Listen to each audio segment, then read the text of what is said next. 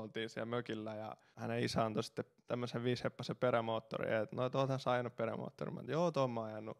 Varmaan joskus oli ajanut semmoinen perämoottori niin kuin veneellä. Me ollaan niin kuin se on toi legendaari, että ei voi sanoa, että ei ole ihan hallus, vaan oon mä ajanut. Tietenkin oon ajanut. Moottorivene. Mä sanoin vaan refleksillä, että joo mä ajanut.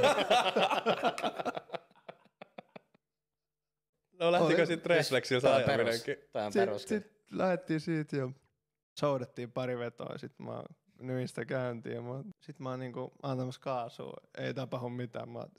Me ollaan tietsä, siinä niiden mökin edessä on semmoinen pieni niinku Lahden pouka tyyli. Hyvä, että teillä on molemmat vanhemmat siinä työksä. Kaikki osoittaa sua.